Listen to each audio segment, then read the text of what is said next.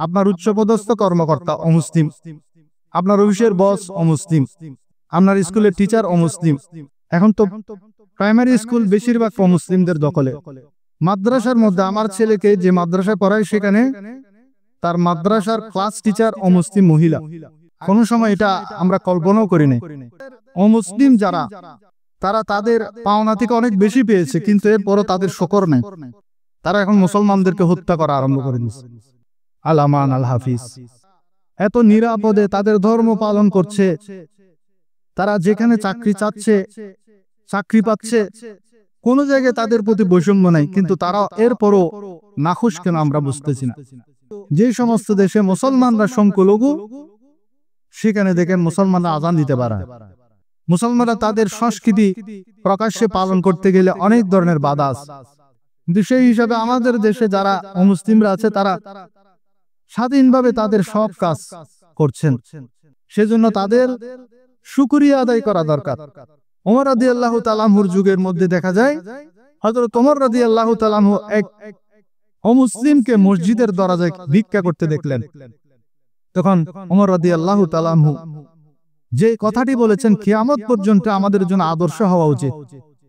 তো ইসলাম আমাদেরকে সহনশীলতার শিক্ষা দেয়, কিন্তু পাশাপাশি আল্লাহর প্যারা হাবিব বলছেন মুসলিম শরীফের ৪৯ নম্বর হাদিস, মান রাআ মিনকুম মুনকারান ফালিয়ুগাইয়িরহু বিয়াদি, তোমাদের মধ্যে যে অন্যায় দেখবে সে যেন তার হাত দিয়ে তা প্রতিহত করে। আমরা যদি চিন্তা করি আমি আল্লাহর ইবাদত করতে করতে আল্লাহর নিয়ামত সমূহের শুকর আদায় করে ফেলবো, সেটা অসম্ভব। সেজন্য আমরা ইবাদত করব, সাথে সাথে আল্লাহর রহমত কামনা করব। সেই ইবাদত দিয়ে আমরা যাতে অহংকার না করি।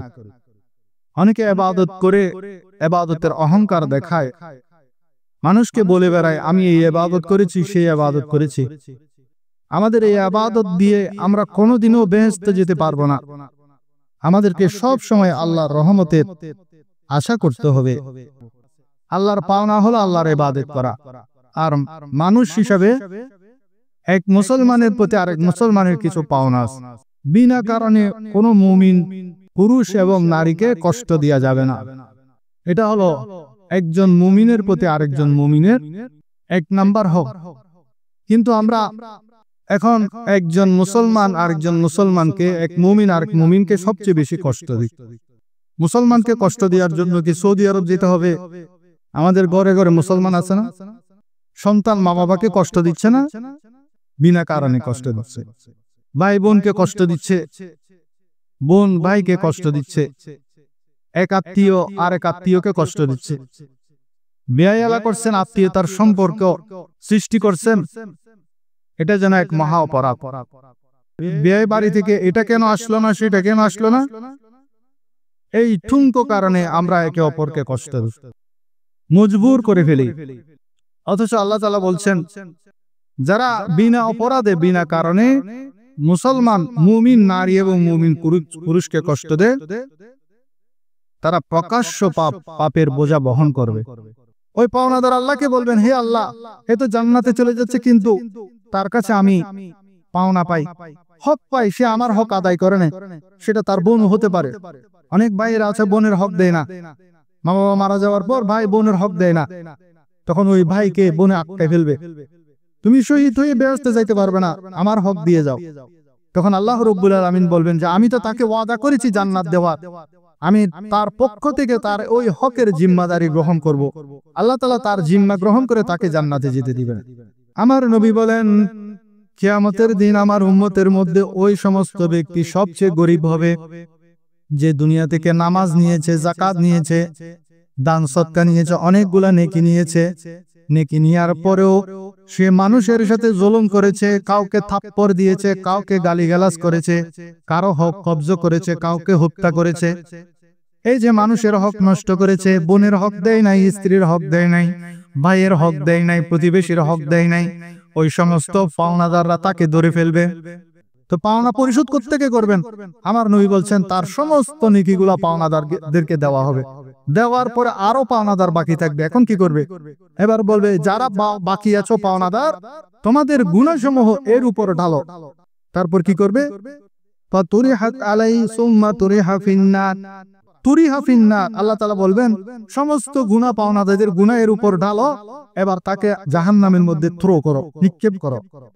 ونشهد أن لا إله إلا الله وحده لا شريك له ونشهد أن سيدنا ونبينا وحبيبنا ومولانا محمدا عبده ورسوله الذي أرسله بالحق بشيرا ونذيرا وداعيا إلى الله بإذنه وسراجا منيرا.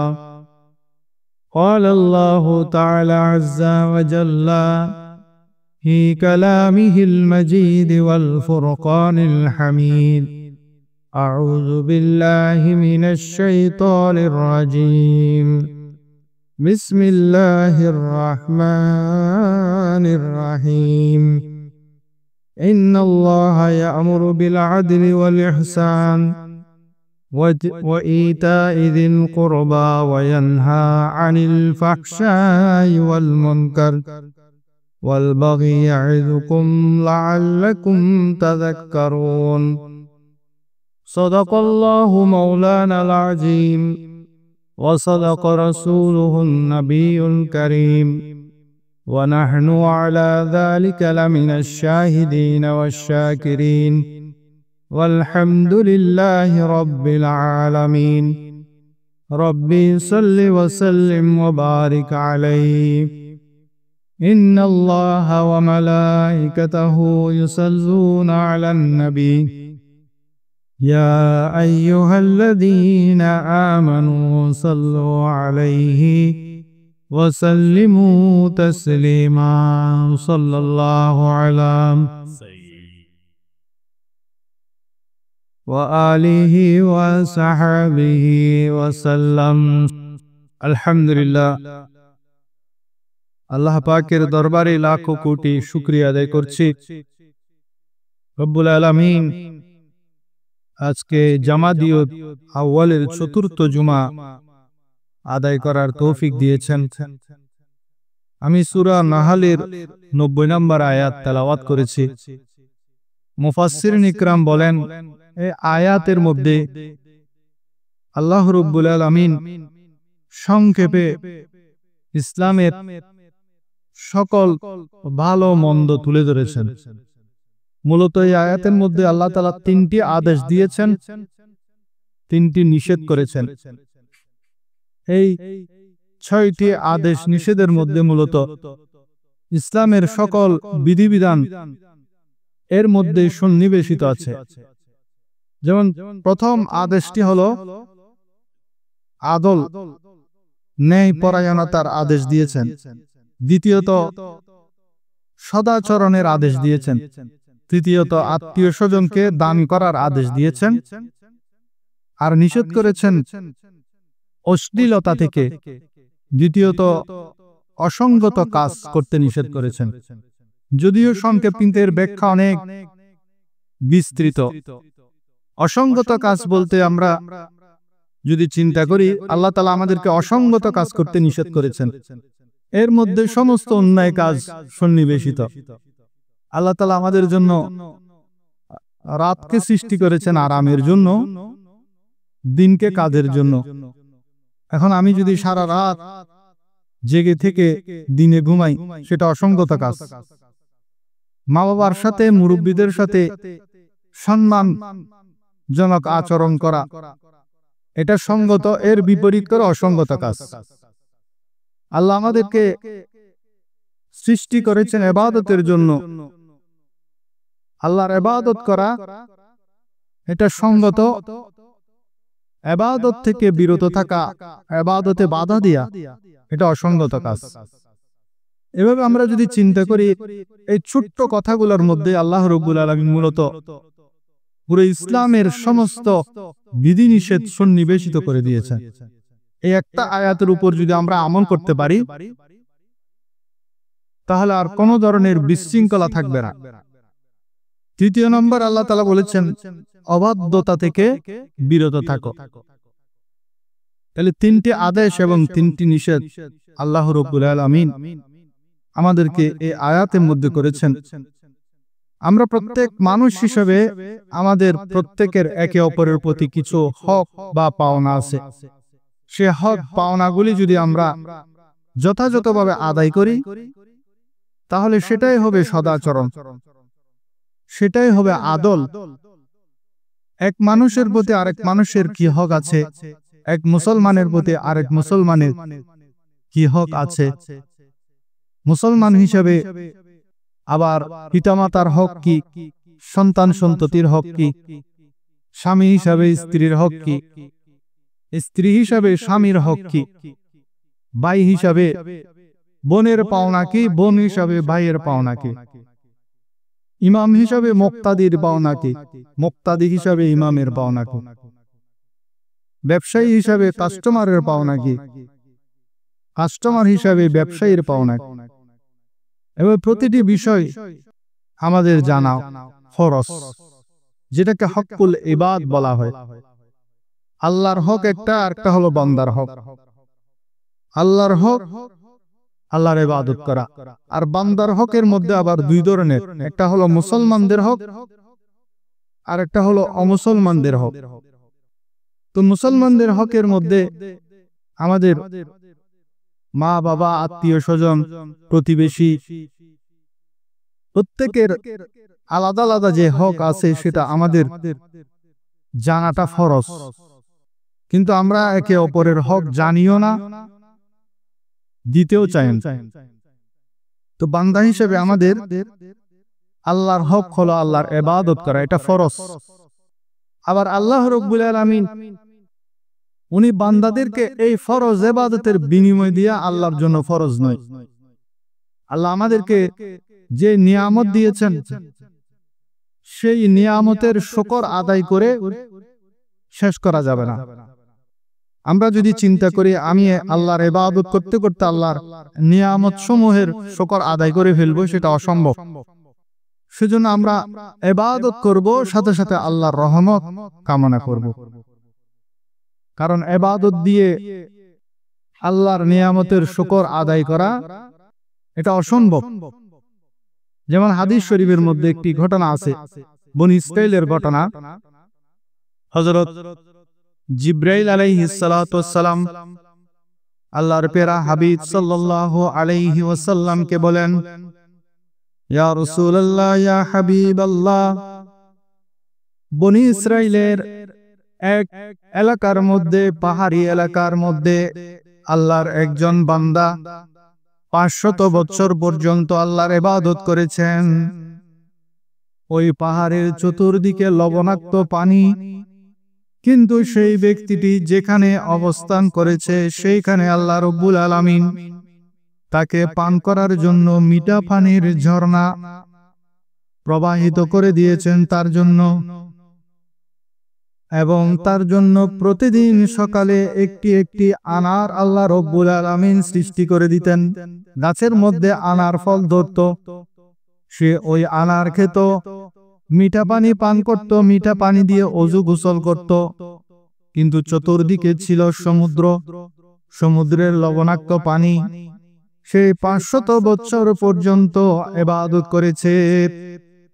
500 বছর পর্যন্ত ইবাদত করার পর সে আল্লাহর কাছে দোয়া করেছেন, হে রব্বুল আলামিন, আমি যখন মৃত্যুবরণ করব, আমার হায়াত যখন শেষ হবে, আপনি আমাকে সিজদারত অবস্থায় আমার রূহ কবজ করার ব্যবস্থা করবেন, যেন আমি কিয়ামত পর্যন্ত সিজদার মধ্যে থাকতে পারি। সবাই বলেন সুবহানাল্লাহ।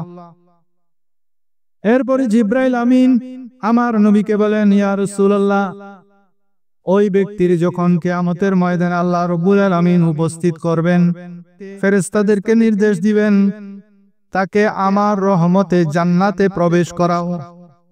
তখন ওই ব্যক্তি বলবেন, হে রব্বুল আলামিন, আমি 500 বছর পর্যন্ত আপনার যে ইবাদত করেছি সেগুলি কোথায়? আমি ইবাদতের জোরে জান্নাতে যাব, আপনার দয়ায় কেন জান্নাতে যাব? আমি তো 500 বছর আপনার ইবাদত করেছি, একাগ্র চিত্তে পাহাড়ি এলাকার মধ্যে, এবং সিজদারত অবস্থায় থেকেছি কিয়ামত পর্যন্ত।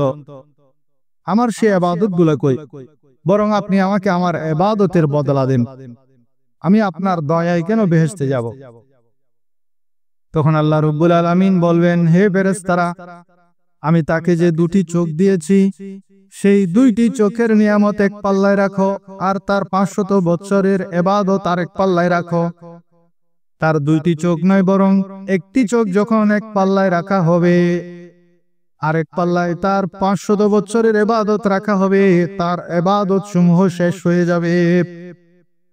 আল্লাহর দেয়া নিয়ামত একটি চোখের বদলায় তার 500 বছরের ইবাদত শেষ। এবার তাকে জাহান্নামে নিয়ে যাওয়া হবে। তখন সে আল্লাহকে বলবে, হে আল্লাহ, আমি ভুল করেছি, আমাকে ক্ষমা করুন, বরং আপনি আমাকে জান্নাতে দিন আপনার রহমতে। আমি আমার ইবাদতের জোরে জান্নাতে যেতে পারবো না, বরং আপনার রহমতে আমাকে জান্নাত দান করুন। তখন আল্লাহ তাআলা তাকে বলবেন, তুমি যে বলেছ তোমার ইবাদতের জোরে তুমি জান্নাতে যাবে, তুমি কি চিন্তা করো নাই চতুর্দিকে লবণাক্ত সমুদ্র, মাঝখানে যে পাহাড়, সেখানে তোমার জন্য মিষ্টি পানির ব্যবস্থা কে করেছে? তোমার জন্য প্রতিদিন 500 বছর পর্যন্ত আনারের ব্যবস্থা কে করেছে? তুমি কি চিন্তা করো নাই? এবং তুমি যা আরজ করেছো তোমাকে সিজদারত অবস্থায় তোমার রূহ কবজ করার জন্য, তোমার সেই ফরিয়াদ কে কবুল করেছে? এভাবে আল্লাহ রাব্বুল আলামিন আহকামুল হাকিমিন আমাদেরকে যে নিয়ামত দিয়েছেন, সেই নিয়ামত সমূহের বদলায় যদি আমরা ইবাদত করি, তাহলে আমরা হাজার লক্ষ বছর পর্যন্ত ইবাদত করে আল্লাহর নিয়ামতের শুকর আদায় হবে না। সেজন্য আমরা ইবাদত করব, পাশাপাশি আল্লাহর রহমত তালাশ করব। মূলত আল্লাহ রাব্বুল আলামিন মানুষ এবং জিনকে সৃষ্টি করেছেন আল্লাহর ইবাদতের জন্য। তবে সেই ইবাদত দিয়ে আমরা কখনো এটা কল্পনা যাতে না করি আমি এই ইবাদত দিয়ে জান্নাতে যেতে পারবো, সেই ইবাদত দিয়ে আমরা যাতে অহংকার না করি। অনেকে ইবাদত করে ইবাদতের অহংকার দেখায়, মানুষকে বলে বেড়ায় আমি এই ইবাদত করেছি, সেই ইবাদত করেছি। আমাদের এই ইবাদত দিয়ে আমরা কোনোদিনও বেহেশতে যেতে পারবো না। আমাদেরকে সব সময় আল্লাহর রহমতের আশা করতে হবে। আল্লাহ তাআলা আমাদেরকে পরিপূর্ণ রহমত দান করুন, সবাই বলেন আমিন। একজন মুসলমান হিসাবে আরেকজন মুসলমানের কিছু পাওনা আছে। আল্লাহর পাওনা হলো আল্লাহর ইবাদত করা, আর মানুষ হিসাবে এক মুসলমানের প্রতি আরেক মুসলমানের কিছু পাওনা আছে। এক নম্বর পাওনা বা হক হলো সূরা আহজাবের ৫৮ নম্বর আয়াত। আল্লাহ রাব্বুল আলামিন ইরশাদ করেন, আউযু বিল্লাহি মিনাশ শাইতানির রাজীম, ওয়াল্লাযীনা ইউযুনাল মুমিনিনা ওয়াল মুমিনাত বিগাইরি মাকতাসাবু ফাকাদ ইহতামালু বুহতানান ওয়া ইসমান মুবিনা। যারা বিনা অপরাধে মুমিন পুরুষ এবং মুমিন নারীদেরকে কষ্ট দেয়, তারা মিথ্যা অপবাদ এবং প্রকাশ্য পাপের বোঝা বহন করে। বিনা কারণে কোনো মুমিন পুরুষ এবং নারীকে কষ্ট দেয়া যাবে না। এটা হলো একজন মুমিনের প্রতি আরেকজন মুমিনের এক নাম্বার হক। কিন্তু আমরা এখন একজন মুসলমান আরেকজন মুসলমানকে, এক মুমিন আরেক মুমিনকে সবচেয়ে বেশি কষ্ট দিই। মুসলমানকে কষ্ট দেওয়ার জন্য কি সৌদি আরব যেতে হবে? আমাদের ঘরে ঘরে মুসলমান আছে না? সন্তান মা বাবাকে কষ্ট দিচ্ছে না, বিনা কারণে কষ্ট দিচ্ছে। ভাই বোনকে কষ্ট দিচ্ছে, বোন ভাইকে কষ্ট দিচ্ছে, এক আত্মীয় আরেক আত্মীয়কে কষ্ট দিচ্ছে। বেয়ালা করছেন, আত্মীয়তার সম্পর্ক সৃষ্টি করছেন, এটা যেন এক মহা অপরাধ। বিয়ে বাড়ি থেকে এটা কেন আসলো না, সেটা কেন আসলো না, এই ঠুনকো কারণে আমরা একে অপরকে কষ্ট মজবুর করে ফেলি। অথচ আল্লাহ তাআলা বলছেন, যারা বিনা অপরাধে বিনা কারণে মুসলমান মুমিন নারী এবং মুমিন পুরুষকে কষ্ট দেয়, তারা প্রকাশ্য পাপের বোঝা বহন করবে। তেমনি ভাবে স্বামী স্ত্রীকে কষ্ট দেয়, স্ত্রী স্বামীকে কষ্ট দেয়, অথচ বুখারী শরীফের 9 নম্বর হাদিস, আল মুসলিমু মান সালিমাল মুসলিমুনা মিন লিসানিহি ওয়া ইয়াদিহি। আল্লাহর প্যারা হাবিব বলেন, প্রকৃত মুসলমান সে যার জিহ্বা এবং হাত থেকে সকল মুসলমান নিরাপদ থাকে। এক মুসলমানের হাত থেকে, এক মুসলমানের জবান থেকে আরেকজন মুসলমান যখন নিরাপদ থাকবে, সেই প্রকৃত মুসলমান।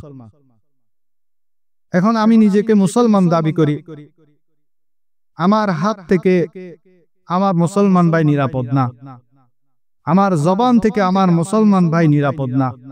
হয়তো গীবত করছি, অথবা মিথ্যা অপবাদ দিচ্ছি, অথবা গালিগালাজ করছি, অথবা তার বিরুদ্ধে মিথ্যা সাক্ষী দিচ্ছি, অথবা তাকে মারধর করছি, হত্যা করছি।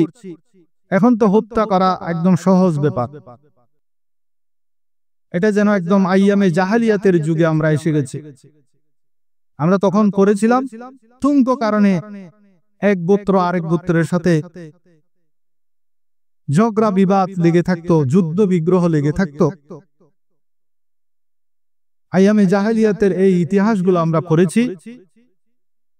এখন মনে হচ্ছে যেন সেই যুগ আবার এসে গেছে। আমরা এক মুসলমানের হাত থেকে আরেক মুসলমান ভাই নিরাপদ না, অথচ আমি নিজেকে মুসলমান দাবি করছি।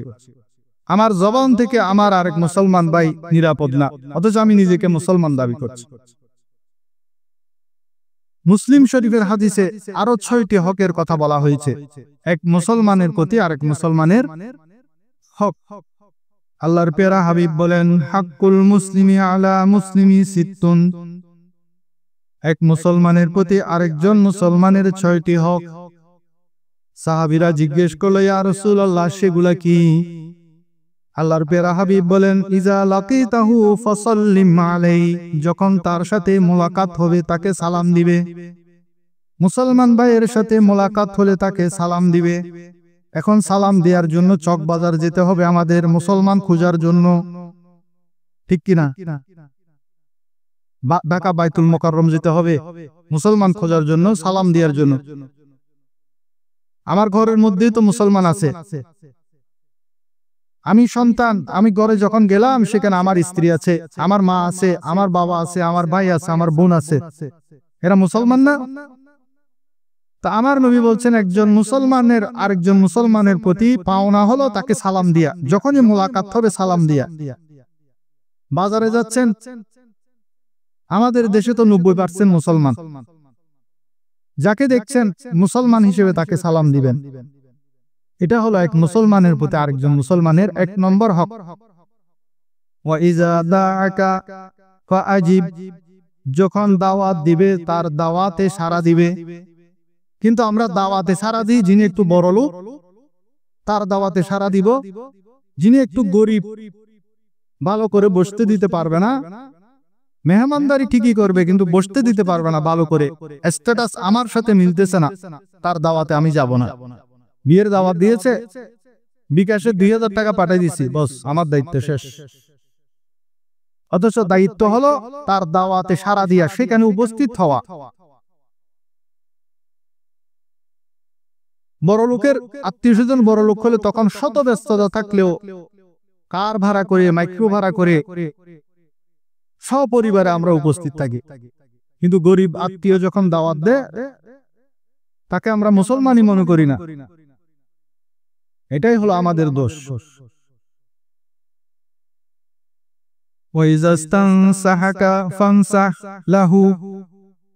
যখন সে কোনো পরামর্শ চায় তাকে সৎ পরামর্শ দিবে।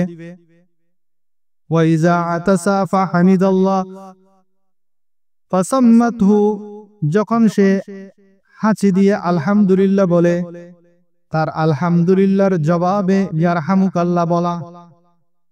ওয়াইজা মারিদা ফাউদুহু। যখন সে মুসলমান ভাই অসুস্থ হবে তার সেবা শুশ্রূষা করবে। আমরা লক্ষ্য করি ঘরের মধ্যে নিজের ভাই অসুস্থ, ছোট ভাই অসুস্থ, বড় ভাই জিজ্ঞেস করে না, তার পাশে গিয়ে বসে না, তার সেবা করে না।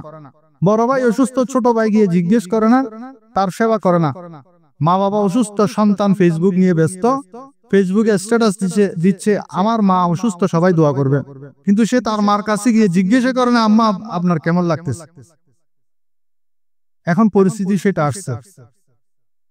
অথচ মুসলমান হিসেবে হক হলো যখন সে রোগী হবে তাকে সেবা করা, তার পাশে থাকা, তার কি লাগবে তা এগিয়ে দিয়া, তার খাদ্যের ব্যবস্থা করা, ওষুধের ব্যবস্থা করা, ডাক্তারের কাছে নিয়ে যাওয়া।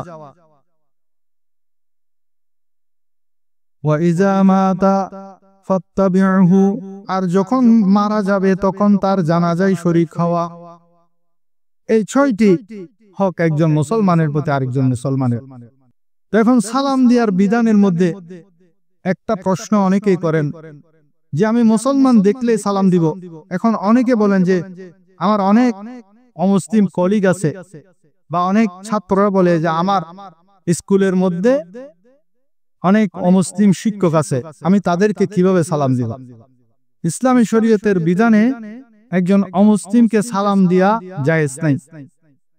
তো এখন আপনি যদি আপনার শিক্ষককে সালাম না দেন, সে তো অবশ্যই আপনাকে কি করবে? আপনার ক্ষতি করতে পারে, অথবা আপনার প্রতি রূঢ় আচরণ করতে পারে।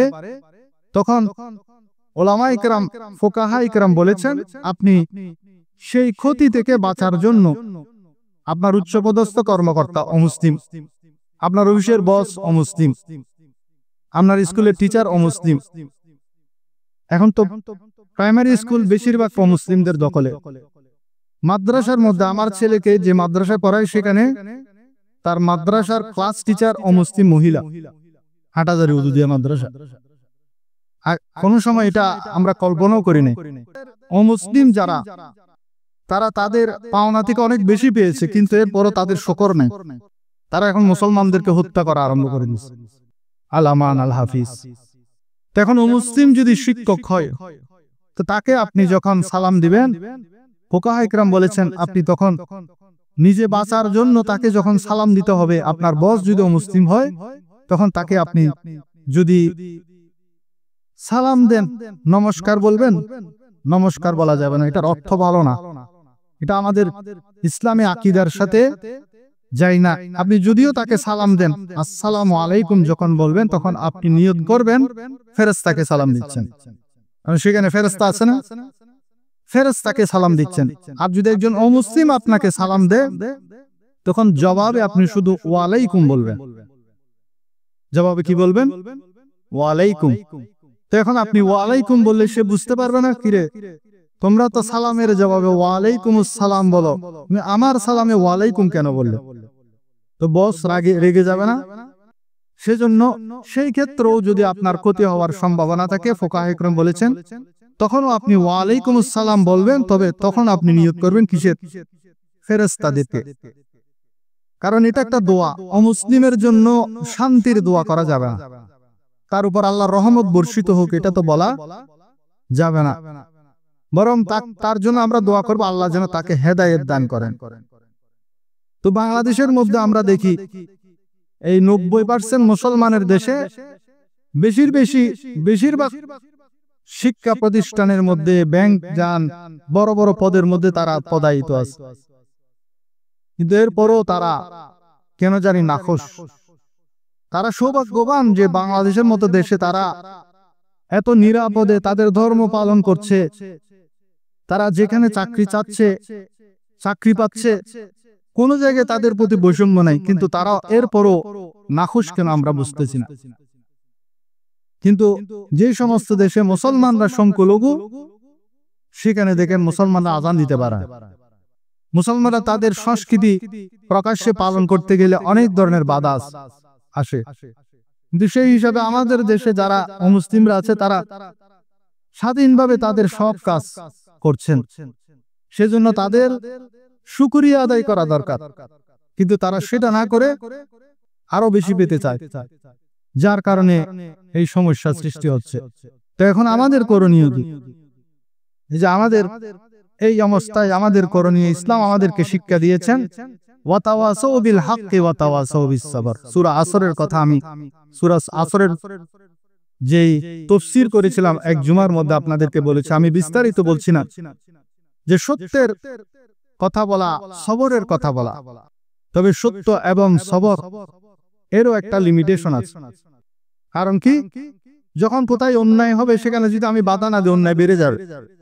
আপনি ট্রেনে করে যাচ্ছেন বা বাসে করে যাচ্ছেন, এক মাতাল উঠে এক মহিলাকে দর্শন করতেছে। এখন আপনি তার ওই মহিলার কানে কানে গিয়ে বলে একটু ধৈর্য ধরো, ধৈর্য ধরো, কারণ হুজুরে বলছে ওয়াতাওয়াসাউ বিস-সবর, সবরের কথা বলতে বলছে। এখন আপনি মাতালের হাত থেকে মহিলাকে রক্ষা না করে আপনি কি তাকে বলবেন ধৈর্য ধরো, ধৈর্য ধরো? সেখানে আমাকে আমার হাত দিয়ে বাধা দিতে হবে, অন্যায়কে প্রতিহত করতে হবে। যদি অন্যায়কে প্রশ্রয় দেওয়া হয় অন্যায় বেড়ে যাবে।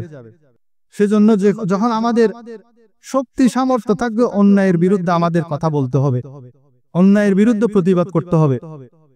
যদি প্রতিবাদ না করি অন্যায় বেড়ে যাবে। তো ইসলাম আমাদেরকে সহনশীলতার শিক্ষা দেয়, কিন্তু পাশাপাশি আল্লাহর প্যারা হাবিব বলছেন মুসলিম শরীফের ৪৯ নম্বর হাদিস, মান রাআ মিনকুম মুনকারান ফালিয়ুগাইয়িরহু বিয়াদি, তোমাদের মধ্যে যে অন্যায় দেখবে সে যেন তার হাত দিয়ে তা প্রতিহত করে। ফা ইল্লাম ইয়াস্তাতি ফাবিল লিসানি, যদি সামর্থ্য না রাখে হাত দিয়ে বাধা দিয়ার সে তার মুখ দিয়ে বাধা দিবে। ফা ইল্লাম ইয়াস্তাতি ফাবিকলবি, যদি মুখ দিয়ে বাধা দেওয়ার শক্তি না থাকে তাহলে সে অন্তরে সে অন্যায় কাজের বিরোধিতা করবে। ওয়াযালিকা আদাফুল ঈমান, আর সেটাই হলো দুর্বল ঈমানের লক্ষণ। তো এখন আপনার যদি সামর্থ্য থাকে অন্যায় হলো অন্যায়ের বিরুদ্ধে, আপনি হাতে বাধা দিতে হবে, হাতে না পারলে মুখে প্রতিবাদ করতে হবে। মুখে যদিও না পারি তাহলে আমরা কি করব? অন্তরে সে অন্যায়কে ঘৃণা করব, অন্যায়কে কোনোদিনও সাপোর্ট করব না। আমি যদি কোনো কারণে আমি অন্যায়কে মুখে বাধা দিতে না পারি, অন্তরে যদি সেটাকে যদি আমি সাপোর্ট করি তাহলে আমি তো ঈমানদারি থাকলাম। অথচ ইসলাম ধর্ম যে অমুসলিমরা আমাদেরকে হিংস্র মনে করে, মুসলমানদেরকে শত্রু মনে করে, তারা হিন্দু বৌদ্ধ খ্রিস্টান ঐক্য পরিষদ করছে, কিন্তু সেখানে মুসলমান নেই। কাদের বিরুদ্ধে ঐক্য? মুসলমানদের বিরুদ্ধে ঐক্য।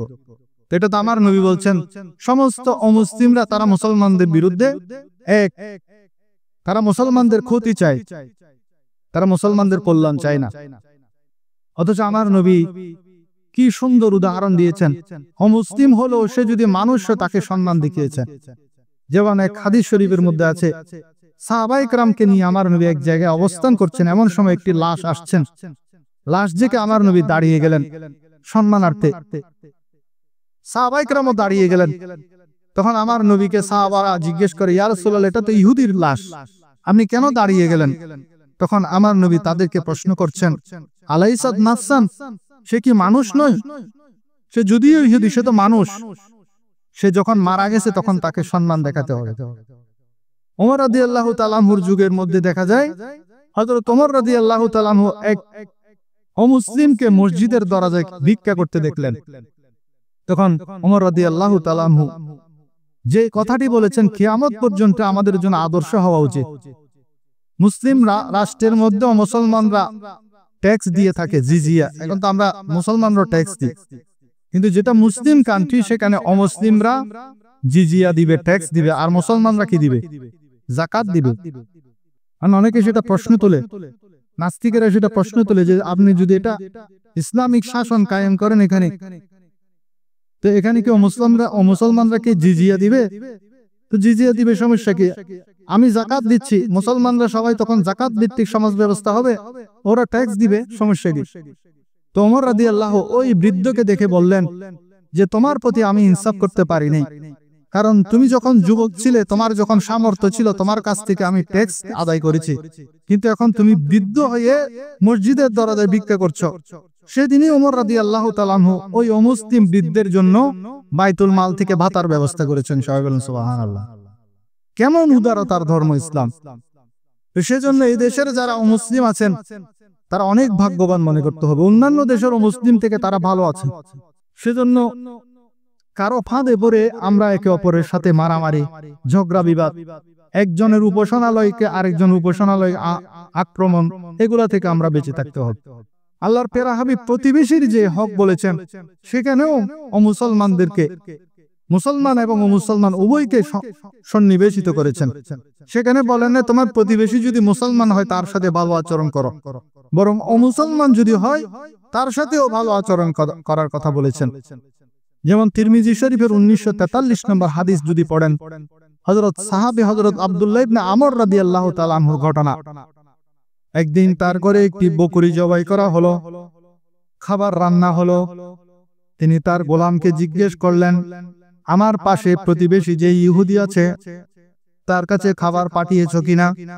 গোলাম জিজ্ঞেস করেন, ইহুদির কাছে কেন পাঠাবো? যারা মুসলমান তাদের ঘরে তো আমি পাঠিয়েছি। তখন হযরত আব্দুল্লাহ বিন আমর রাদিয়াল্লাহু তাআলা আনহু বলেন, আমি আল্লাহর প্যারা হাবিব সাল্লাল্লাহু আলাইহি ওয়াসাল্লামকে বলতে শুনেছি, প্রতিবেশীর বিষয়ে জিবরাইল আলাইহিস সালাতু ওয়াস সালাম আমাকে এত বেশি উপদেশ দিচ্ছিলেন, আমি মনে করছিলাম তিনি হয়তো আমাদেরকে ওয়ারিস বানিয়ে দিবেন। প্রতিবেশীর ব্যাপারে জিবরাইল আলাইহিস সালাম এত বেশি আমাকে নসিহত করছিলেন, আমার মনে হচ্ছিল এই প্রতিবেশীকে আমার ওয়ারিস বানিয়ে দিবেন, আমার সম্পত্তির ওয়ারিস বানিয়ে দিবেন। মানুষ যখন মারা যায় তার সম্পত্তি, ওয়ারিসরা তার সম্পত্তির অধিকারী হয়ে যায়। তা আমার নবী বলছেন, আমার মনে হচ্ছিল যেন প্রতিবেশীদেরকে আমার ওয়ারিসি সম্পত্তির মালিক বানিয়ে দিবেন। তো সেই প্রতিবেশী, সেই ইহুদি হোক, সেই হিন্দু হোক, সে মুসলিম হোক, যদি আপনার প্রতিবেশী হয়, আপনি একই বিল্ডিং এ থাকছেন, আপনার পাশে যদি হিন্দু থাকে, আপনার পাশে যদি অমুসলিম থাকে, আপনি যদি ভালো রান্না করেন, সেই রান্নার কিছু ঝোল হলেও সেখানে পাঠাতে বলেছেন। তরকারি কম হলে একটু ঝোল বাড়িয়ে দিতে বলেছেন, যাতে তার প্রতিবেশীর ঘরের মধ্যে পাঠাতে পারেন। ফল ফ্রুট যদি আনেন, তার একটা অংশ তার ঘরের মধ্যে প্রেরণ করতে বলেছেন। এবং যদি না পারেন তাহলে এমন ভাবে রান্না করতে বলেছেন আপনার ঘরের ভালো রান্নার খুশবু যাতে তার ঘরে না যায়।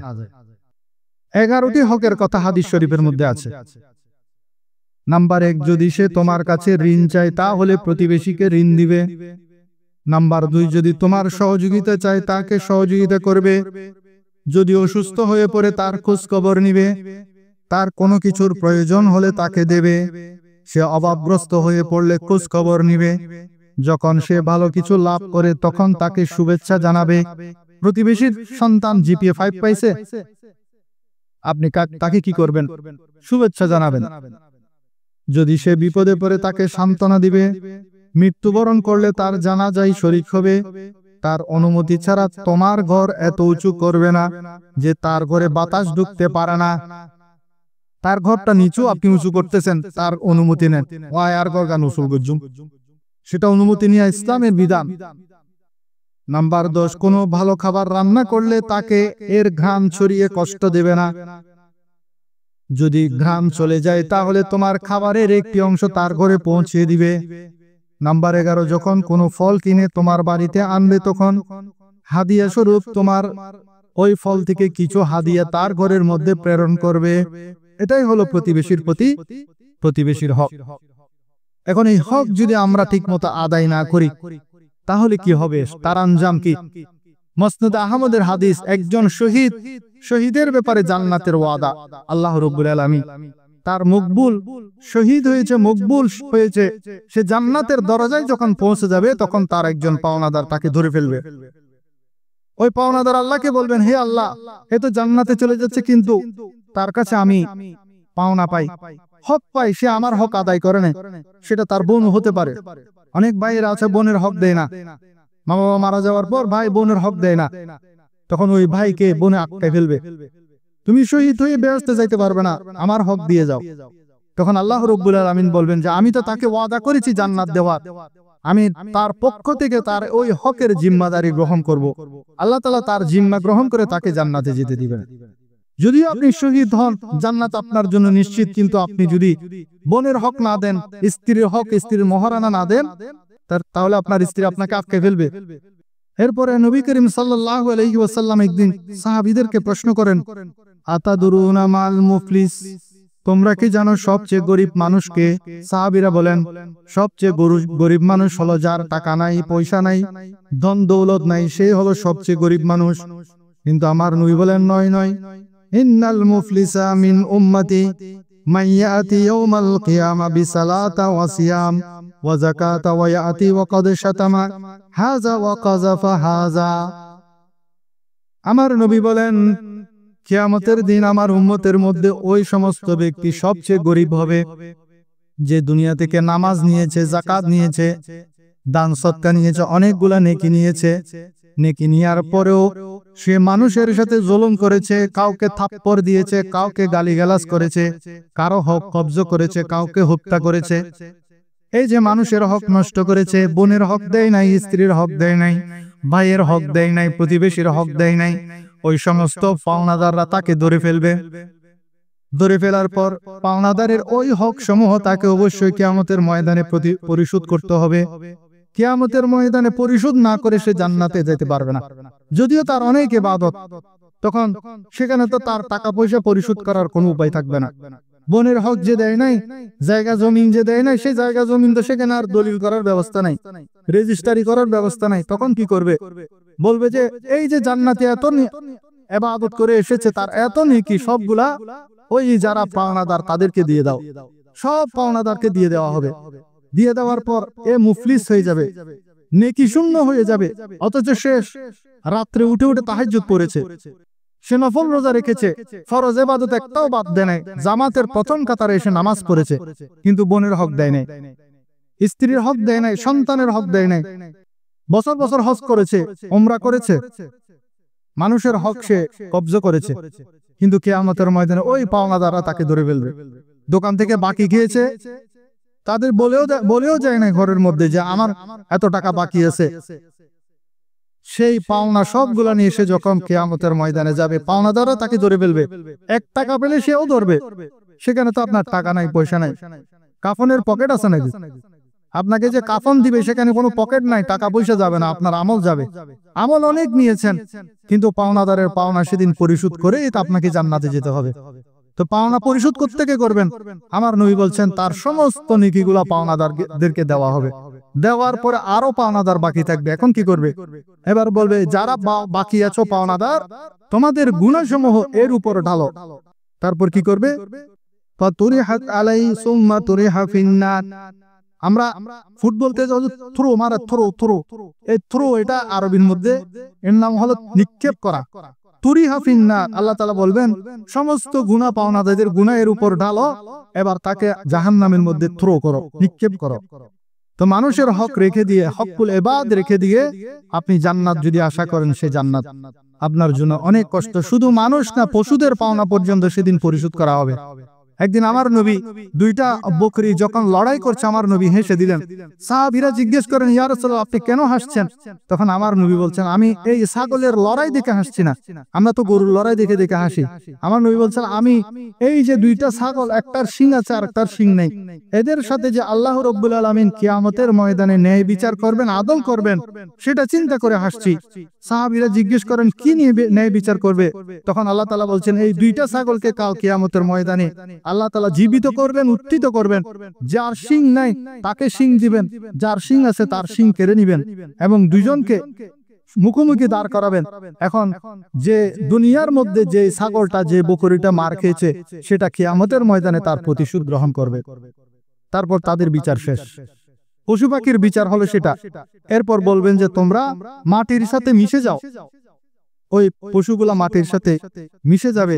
কাফের যখন জাহান্নামের দিকে যাবে, পশু পাখির এই বিচার ব্যবস্থা দেখবে, তাদের বিচার হয়ে একে অপরের সাথে প্রতিশোধ নিয়ে তাদেরকে মাটির সাথে মিশে যেতে বলা হচ্ছে। তখন কাফের যারা, অমুসলিম যারা শিরিক করে দুনিয়ার মধ্যে আল্লাহর নাফরমানি করেছেন, তারা আক্ষেপ করে বলবেন, ইয়া লাইতানি কুনতু তুরাবা, হায় আফসোস, আমিও যদি এই পশু সমূহের মতো মাটি হয়ে যেতাম।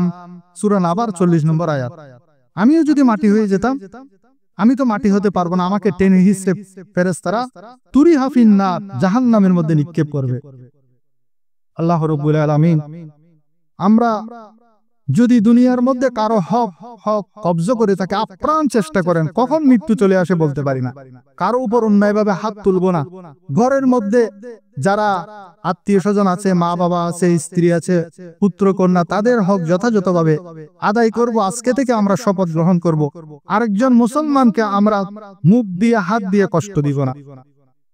সে জান্নাতি না জাহান্নামে আমি কি জানি? আমি কেন তার গায়ে হাত তুলবো? আমি কেন তাকে গালি দিব? সে যদি মুসলমান হয় তাহলে তার হক সমূহ আমি যথাযথ আদায় করব। আল্লাহ রাব্বুল আলামিন আমাদেরকে তৌফিক দান করুন এবং আমাদেরকে প্রত্যেককে নিজ নিজ হক জেনে যথাযথভাবে আদায় করার তৌফিক দান করুন। আমিন। যারা সুন্নাত পড়েন সুন্নাত পড়েন। আসসালামু আলাইকুম ওয়া রাহমাতুল্লাহ।